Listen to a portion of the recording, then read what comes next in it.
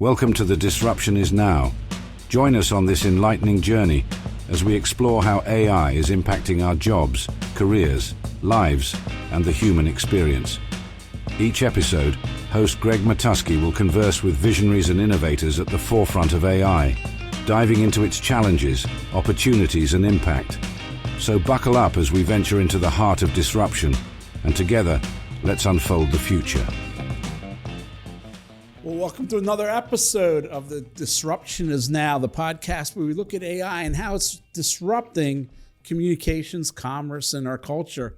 I'm Greg Matusky. I'm the CEO of Gregory FCA, and I guess this is our, 57th episode here. So we've talked to a lot of people from all over the world, and certainly it's been an interesting journey in that we've spoken to academics and researchers, we've spoken to entrepreneurs, and now we're coming a little closer to home because our guest today is somebody that I've been working closely with in his company, Melior, which is Latin for best. Ryan Markman joins us from his workspace in downtown Philadelphia. Is that where you work for? Yes, from, sir. Ryan? That's right. And I guess AI brought us together if you stop and think about it, because I bet you it was a AI lead generation email that I received from you, if I'm not mistaken. You're and absolutely right. Do you remember it said something like, we're involved with AI enabling agencies. And I said, hey, I'm involved with AI enabling my own agency. I don't know if you remember that or not. I do. And that Greg, one of the things that I loved about meeting you is you led the conversation with, I'm really into AI and we do a lot with AI at the company. And I talk to a lot of people who say that, and almost none of them can back it up to the extent that you can. So it's really fun to jump on that conversation and be like, yeah, this is no joke. It's funny you should say that. Yesterday, I was doing, there was an interview that came in, it was via email, and they said, okay, it was philosophical, what are your thoughts about the future of AI? What's going to happen? And I replied, and the editor got back to me and said, can you give me some real examples of how you're using it? So like in 5 minutes, I had an email going back to him with like 10 different things of how we're doing it. He sent an email, he goes, wow, I guess you're really using it. And we use it to the point that I always say, before anything, go to AI. I don't care what you're working on. Go to AI and see how it can assist you. Tell us a little bit about your background. Now, you actually worked in an agency, or you founded an agency before this? Yeah, so I was the COO of an agency called Metric Digital, primarily paid media, email marketing, and creative. We sold that business back in 2020. Actually, it was about 2 weeks before COVID lockdown started. So just in the nick of time, right? I mean, a little bit interesting timing. You could say lucky timing there. So yeah, I did that before this. I've done a couple of different entrepreneurial things. Ran a Facebook ad tech platform, ran an HR tech platform. But now I have my business Melior that helps companies identify what are the highest value P&L impacting ways that we can be using AI and see a difference in a matter of weeks, not a matter of months or years. So help me out, Ryan. I'm on the inside. I go to all these conferences. Next week, I'm going to HumanX, the big Las Vegas AI conference. I'll be emceeing the financial track. So nice. I'm in the groove, right? I always analogize it to the fitness center, right? I go work out and I think everyone's in great shape and I'm in terrible shape. And then I walk out in the street and I go, hey, maybe I'm not that bad of shape. And I always do that with AI. I'm just always like, there's so much to learn. I'm so far behind because when I go to these machine learning and AI conferences, it's always so much. It's like a fire hose of information. Where do you see we are right now? Because you get to work in a lot of different companies, and all I know is all I know. So, yeah, where is Gregory FCA? No, where are you? Where do you see companies on the adoption scale? Yeah, it's really interesting. I think there are still a lot of companies that they'll talk about AI a little bit, but they won't really do a ton internally. And so I have the same experience with you, Greg, where I spend a lot of time working with and talking to people who are really deep in this stuff. And then I'll go out onto Main Street and talk to people and realize that a lot of people are just dabbling. I think the biggest change that I've started to see is really in 2025, I'm seeing an increased sense of urgency as company leaders see businesses in their space start to get a real impact, and they see them taking share, growing faster, improving their margins because they're taking AI transformation really seriously. And I think it's an interesting timing too, because people may have heard about the new class of reasoning models that have come out in the last 6 months or so. So OpenAI's O1 would be a good example there. Those models can do things that previously the models just kind of had a reputation for not doing very well, right? Like, for example, being able to get analytical insights. And so I think you start to see these models being able to do really strategic work and really strategic tasks. And uh, the companies that are starting to use that in their operations are getting a bigger impact. So it's been cool to see that sense of urgency in the C-suite these past couple of. That's an interesting point. I mentioned that article that I responded to yesterday. One of the questions was, what aren't communicators talking about that they should be talking about in AI? And I said, these reasoning models, deep research from OpenAI and what Claude Sonnet, I think, came out with, really puts you at a different level. And if you want to be at the table in the future, right now, everybody's still in my industry astonished that it can write content, right? But that's like, I really believe that's like 2023 here. I mean, we knew that. But what's really interesting is if it does some of those tasks, like creates content, helps brainstorm, where do we go with that extra time? And I think these reasoning models, for instance, provide PR and communicators the opportunity to up their game, to become more of a branding expert or a research expert or an analyst. I mean, I did an incredible study just on integrated communications and the impact of AI and how AI allows for the integration, right? And it just came up with lovely reasoning, connecting these points of how AI's ability to create velocity will allow you to have more integrated communications because you can fill the channels with all a harmonized message. And I said, that's exactly what I was thinking perhaps, but really helped me in a narrative craft that. So I guess my point is this will allow us to go upstream in some ways and gain a better place within the C-suite. Yeah, for sure. I mean, I think you can have more strategic relationships if you can move more from here's the specific channel that my team is working on and move more towards what are the goals of the business that we're working with, and how do we connect the dots from the work that we're doing for them in communications or in another area to what their overall big goals are. I mean, for a long time, the best people, the best agency folks have been good at that, right? And that's what helps them form really strong relationships. I think one of the misconceptions out there is that AI is just for low-level task work, right? This is only something that is only junior folks' work is AI starting to help accelerate or start to do. I think especially with these reasoning models, actually, these things can take in a ton of context if you give them the right information, you give them the right context, and be a really strategic thought partner. I had a kind of a funny experience with this at the beginning of the year where my business partner, Adrian, and I were having a lot of 2025 planning conversations, and we didn't get through all of our planning. And so I took the transcripts of our conversation and what we were trying to accomplish, and I just fed it into a prompt with O1, one of ChatGPT's reasoning models, and had a hour-plus long conversation about strategic direction for the next year. What are some crazy out-of-the-box ideas on how we can achieve some of our goals? I actually got into arguments with it and it convinced me on something that I thought we shouldn't prioritize. And I thought, what, that's actually a good idea. So do you remember what that was? Yeah, it was I try to be really big about focus in our business, right? And so we run a services business. We work really hand in glove with our clients and help them drive impact in their organization. We also build technology. And so long term, I'm excited about our ability to build products over time, make a couple of product bets based on the things that are most helpful to our clients. And I was really focused on this idea that we need to be totally focused on the services side of things right now until we reach certain milestones, and then we'll pull up and make some product bets.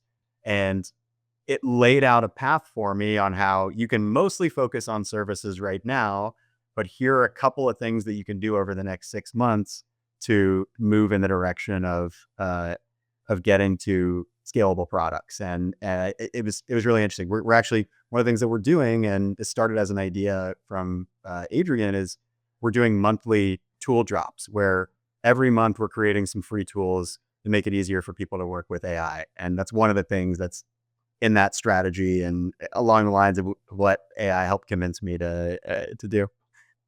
Well, that's fantastic. That was, so I was doing a proposal for a major provider of technology to communications agencies. And that was one of my suggestions, that they'd have the prompt of the month. And I didn't win the account, and I see they're doing it. So that was kind of distressing, but c'est la vie. That's the game we play in this world. Go a little broader for me. Like, tell me about AGI and whether you think it is eminent, not eminent, and will it be sentient? Oh, such a good one. Okay, we're going to get increasingly philosophical here as we talk about this. So AGI, you already see the signs of this. The definition of what is AGI is going to be a moving goalpost, right? You already see there were some benchmarks that were developed on what is AGI, what would define AGI, and O3. Turing tests, things like that. Yeah, it was originally Turing test, right? Which ChatGPT absolutely crushes the Turing test. And then now there were benchmarks released recently that O3, the latest model from OpenAI that only the smallest version has been released, started to crush those benchmarks. And everybody's like, well, maybe that's not really AGI. My personal thought is that I think we're still a ways away from it. I think the way that we use AI in our work, it really is helpful to have a human oversight in still a lot of realms and a lot of types of use cases. And I still see AI as more of an Iron Man suit that can dramatically increase what you can do than something that takes over what you do. I think part of solving that equation will be, how do we get the right context all the time to the AI model? Because part of what the human is doing right now is thinking, no, I had this conversation with Craig last week. That's not the right direction to go here, but I didn't include the transcript of that conversation. So I think to feel like AGI, that's going to be something that we really need to solve. And I don't think it's happening in the next year or two, but 5 to 10, like, I think that's very feasible. And this is a question of sentience, right? And I personally don't think that just because technology can replicate things that historically only humans can do, I don't think that necessarily means that means it's alive or sentient or self-aware in any way. And so, you think about, if you apply it to another domain, it feels kind of strange, right? If like, well, nobody with humans could ever run this fast, right? So like anything that runs this fast must be alive or sentient.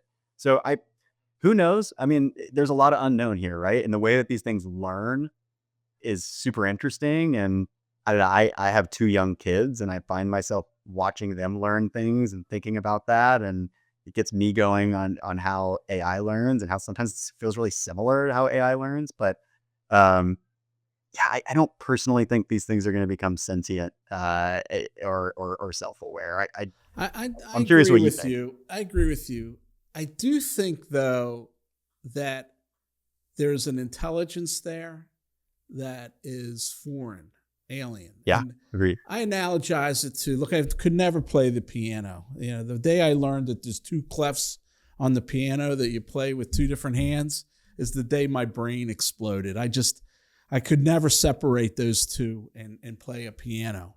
But people can, and they play whole concertos, and their memory could never allow them to play that. But somehow something streams it to them, and they can play it. There's just too much bits in a concerto to be able to memorize. There's too much data, but yet people can play it.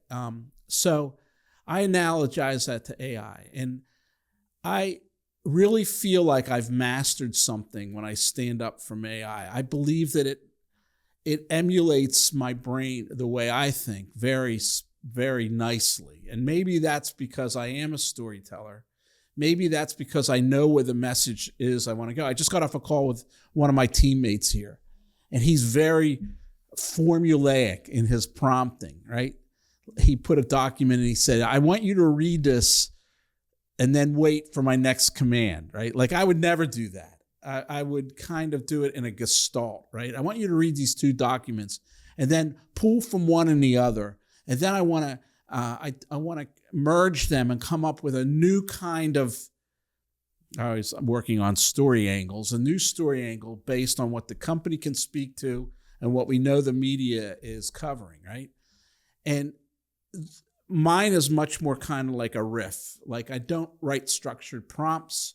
And again, people tell me, especially my son, who you had the fortune of meeting via phone, he says, well, that's because you spent your life trying to teach other people to write. And that's what you're doing with AI. But I do think there's some sort of intelligence. I mean, one of the things that AI has really changed in me is just how open-minded I am about intelligence and where you find it and what it means. And I say this and I mean it wholeheartedly. It sounds like a joke, but I now believe, and I never would have said this 5 years ago, that plants have neural networks. I believe that. They're very slow moving. Yeah. So slow moving we can't test them or see them, but they're putting out something that tells a seed when to emerge or tells a plant when to emit insecticides when they're being attacked.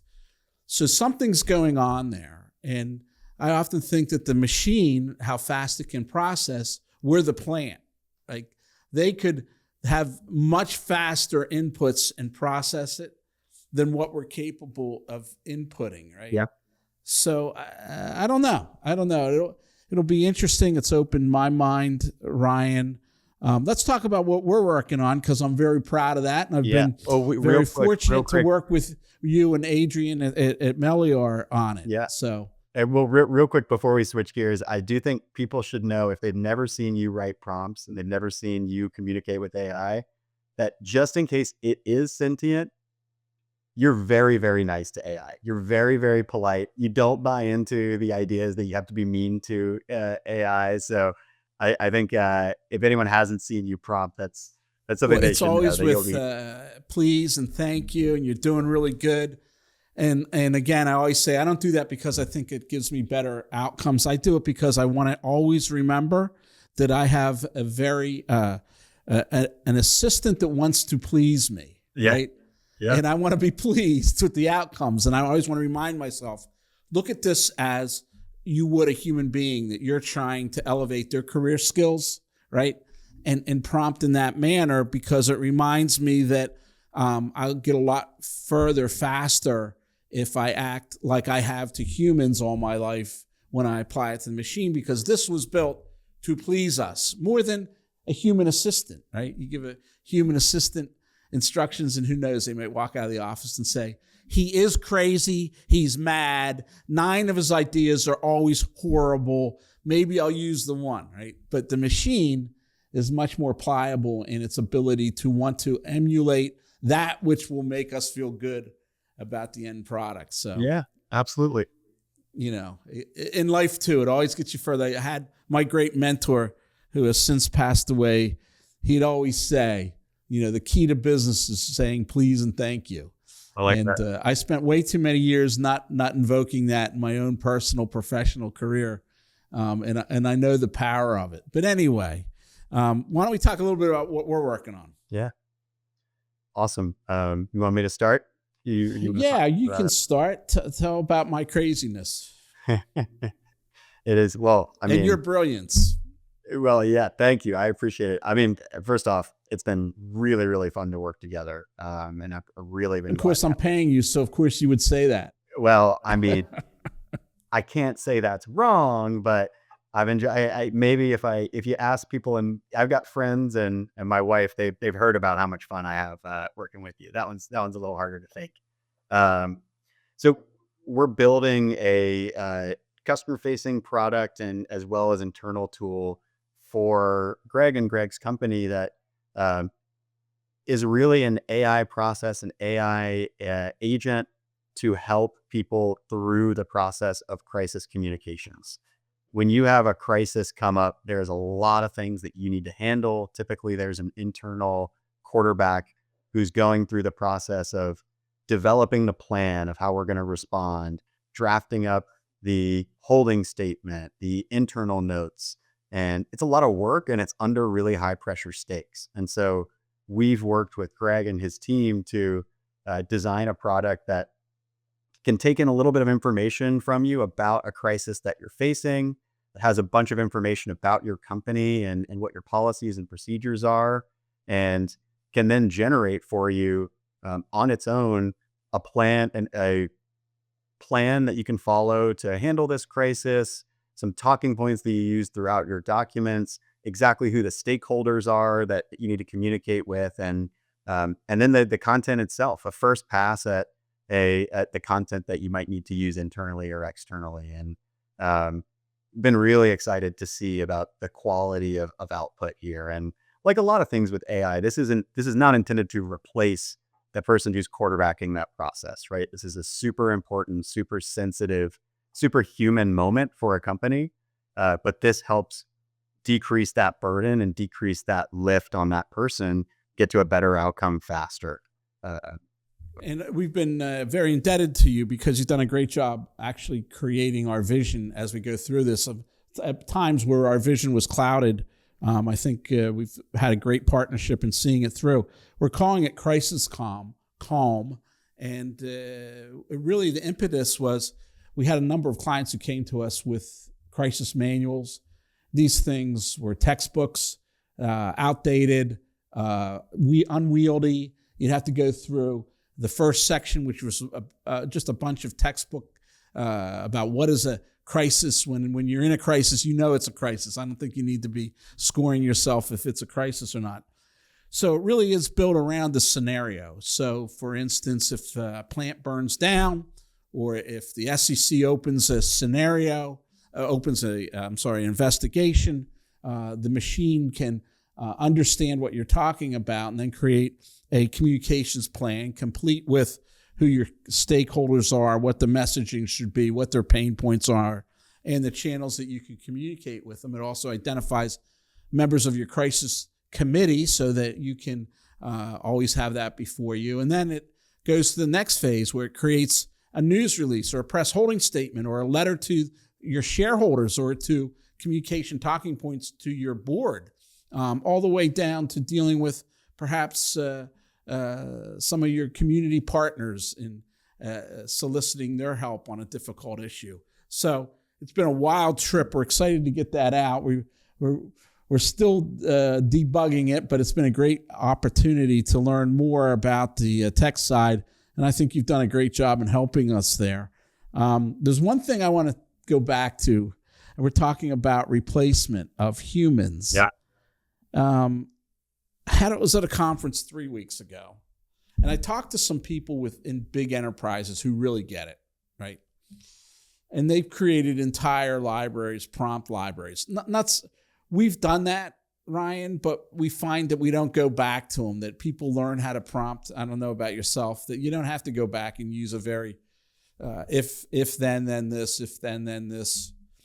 And I was talking to somebody from a major defense contractor, and they had set up these prompts so thoroughly that I said, okay, tell me, do you often get a perfect first draft? He looked at me, he goes, sometimes. Like, don't tell anyone, sometimes. I do think there'll come a day. I think prompting is an intermediate skill where organizations will have such data, such rags, such knowledge right, in their prompts and in their machines, that they'll be able to say, I need a press release on this product. Yeah. And they won't even talk to a communications person. It'll literally drop into AI and it'll come back to that individual, right? So there'll be no perhaps specific skill in writing an individual who has the skill to write a news release will be the machine, then it'll go directly to the component. So that opens the question to what do we do in the future with our time? That opens the question of deep research and reasoning. That opens the door to doing higher, more intellectually taxing work, which would make us more valuable in the long run. So I don't know if any of that makes sense, but these are the things I think about at 2:00 in the morning, and try to position my firm always to be one step ahead, because these are the AI represents an existential threat on one hand. Yeah. On the other hand, it represents a huge opportunity that, because of young guys like you, help me stay current on the latest and greatest. One of the things I'm very proud of with Crisis Calm is the first really agentic app we've built. Everything we've done before this has just been skinning open AI. Yeah. This actually has different agents and different AI agents that are going and doing different aspects of it. So anyway, well, I talked to you on that topic, Craig, I'm curious what you think about this. One of the things that I think about when I'm lying awake at 2 a.m. Or, a baby wakes me up because they're Yeah, it's a baby feeding for you, but go ahead. Is what's going to happen to different types of roles, different types of tasks that are done by the organization. And I don't think this is a perfect framework, but it feels like there are kind of two types of things that people do at organizations. And thing number one is something that has pretty bounded upside. So clerical, administrative things that you just need to do a finite number of times and a finite number of things. And if you can do them twice as many of them, it just doesn't really help you. I only need to pay my vendor's bills once, for example. And then there's things that have more unbounded upside, that if you can do more, it could be a big competitive advantage and differentiator for you. And so I think software engineering and product work, it falls into that category. I think even all the things that sales teams do, as we've been able to automate some things that sales teams do, that it just raises the bar on what one company's sales team needs to do and accomplish. And it can become a little bit of like a competitive arms race in that front. So I think that we have like nearly endless ability to want, as humans, to want new things and to want more. And so I think a lot of this technology will just allow us to really raise the bar on what's expected when you work with an agency. What's expected when you go through the sales process? How tailored is it to you? How helpful is the company? What's expected when you use a piece of software, and how customized is it to your needs? I think we could be in a world where software engineer productivity is 5 or 10x more than it is today.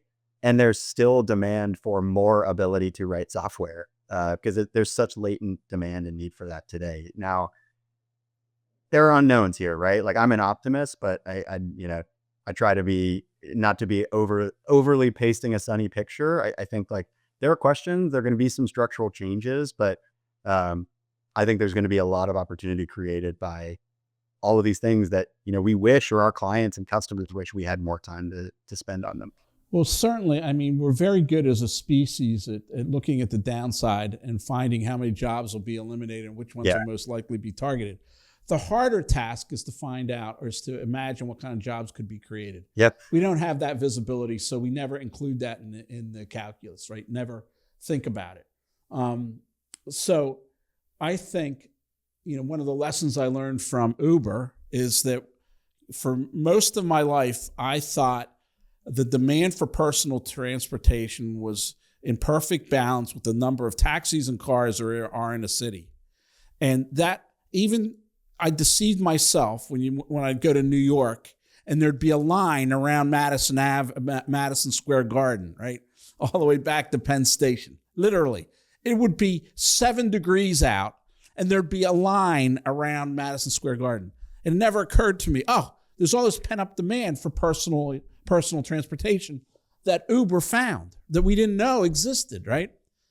I think with human communications, I make this point a lot when I speak, that there's a huge pent-up demand for kinds of communications we can't even imagine. For instance, why does Seinfeld always have to be, you're watching it in New York and it's about New York? Why couldn't there be a Dallas derivative and a Detroit derivative? I mean, with AI, you could conceivably make a TV show that would be localized, but would be national in scope, which sounds crazy, but I think is doable. I think we haven't even scratched the surface with entertainment.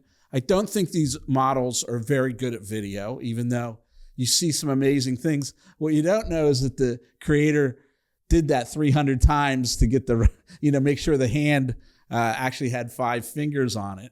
So I think there's a huge demand for customized entertainment that we can't even imagine, right? And I think there's a huge demand for customized communications that with AI, we used to create talking points in a single press release, and then we would modify it somewhat for different audiences. Well, now, for instance, with Crisis Calm, we could do a specific communications for the property owner that lives up against the factory that just had a fire, within 50 meters, within 100 meters, within 100 miles. Yeah. And that's where I think we get in the way of ourselves, not being able to imagine the type of velocity that you're talking about. Certainly, I agree. I think it'll increase productivity in coding 10 times, and there still may be overflow in this world for that. Yeah. But anyway, great conversation, Ryan. How can people get in touch with you if they're interested in AI enabling their enterprise? You can email us at team@getmelior, GETMELIOR.com. Our website is getmelior.com, spelled the same way.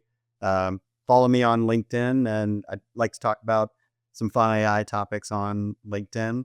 And yeah, I really enjoy talking about this stuff, meeting new people, being helpful where I can. So always like to connect. And beside that, you're a fellow alum of the glorious University of Pennsylvania, fellow Quaker. So absolutely. I like you even more. Absolutely. Take care, Ryan, and hug your 2 children for me. Will do. Thanks, Greg. This podcast is a production of Gregory FCA. If you enjoyed our discussion today and want to continue exploring the transformative power of AI, please check out more episodes and subscribe wherever you listen to podcasts.